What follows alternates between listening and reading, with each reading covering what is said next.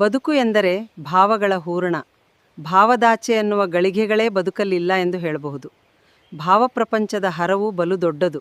ಭಗವಂತ ನೀಡಿದ ಈ ಭಾವದೊಡಲಿನ ಸಾರ್ಥಕತೆ ಆಗಬೇಕಲ್ಲವೇ?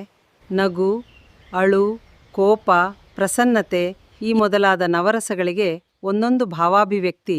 ಬನ್ನಿ ಈಗ ಮೊಮ್ಮಗಳನ್ನು ಅಮ್ಮ ಹಾಗೂ ಅಜ್ಜಿಯರು ಹೇಗೆ ತಮ್ಮ ಭಾವದೋಕುಳಿಯಲ್ಲಿ ಮಿಂದೇಳಿಸುವರು ಎಂಬುದನ್ನು ನೋಡಿದಾಗ ಅಲ್ಲಿಯ ಸರಳತೆ, ಮುಗ್ಧತೆ, ತಾಧ್ಯಾತ್ಮತೆಯ ಭಾವ ಒಂದು ಕ್ಷಣ ನಮ್ಮನ್ನು ಮೂಕರನ್ನಾಗಿಸಿ ಕೂಸು ಕಂದಮ್ಮಗಳನ್ನು ಇಂಥ ಭಾವಗಳಲ್ಲಿ ಬಂಧಿಸಬಹುದು ಹಾಗೂ ಅತ್ಯಾನಂದದ ಅನುಭವ ಮಾಡ್ಕೊಳ್ಬೋದೇ ಎಂದೆನಿಸದೇ ಇರದು. ನಗರೀಕರಣದ ಭರಾಟೆಯಲ್ಲಿ ಭಾವನೆಗಳಿಲ್ಲದೆ ಬದುಕುವ ನಮಗೆ ಒಂದಿಷ್ಟೊತ್ತು ಚಿಂತನೆಗೆ ತೊಡಗಿಸುವ ವಿಡಿಯೋ ಇದಾಗಿದೆ.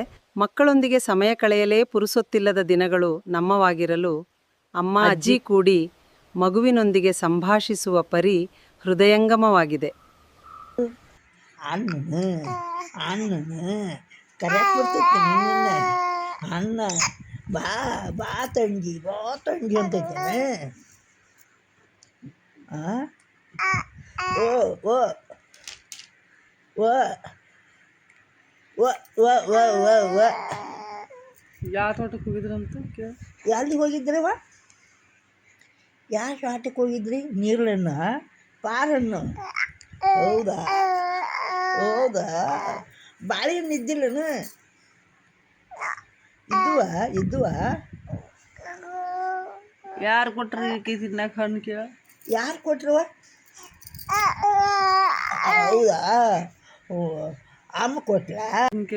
ಗೆಳೆಯಣ್ಣ ಏನು ತಂದು ಕೊಟ್ಟು ನಿನಗವ?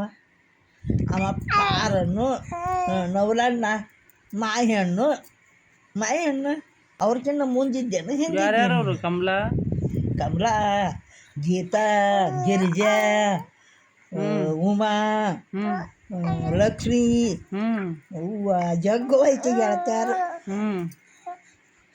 ಏನು ಮಾಡಿದ್ರು ಅಷ್ಟು ರೀತಿನ ಕರ್ಕೊಂಡು ಹರಿದವ್ರು ಮುಂದೆ ಏಕೆ ಹಿಂದಿಂದ ಅವರು ತೋಟದಾರ ಏನು ಮಾಡಲಿಲ್ಲ ಇವರಿಗೆ. ಇವ್ರಿಗೆ ಒಂಟೆಪ್ಪಗೆ ಹೊಡೆದು ಸ್ವಂಟ ಮುಳುವಂಗೆ. ಇವ್ರಿಗೇನು ಮಾಡಲಿಲ್ಲ. ಇವ್ರು ಸಿಗಲಿಲ್ಲ, ಬುರ್ರಂತ ಬಂದುಬಿಟ್ರಿ, ಹಾರಿಬಿಟ್ರು ಇವರು ಪುರಾಪುರ. ಅವರೆಲ್ಲ ಅದೆಲ್ಲ ಹಾರ್ಬೇಕು ಅಣ್ಣ ಒಂಟೆ ಮುಳ ಬರಾಕತ್ತಿದ್ದ, ಹೊಡೆದು ಬಿಟ್ರು ಸ್ವಂಟ ಮುರುವಂಗೆ. ಪಾಪ ಅವ್ನು ಕರ್ಕೊಂಬರ್ಬೇಕಿಲ್ಲ ನೀವು ಹೊಸರು. ಓ ಓ ಹತ್ರ ಚಿಂತಿಲ್ಲವ ನೀವು ಅಂತ.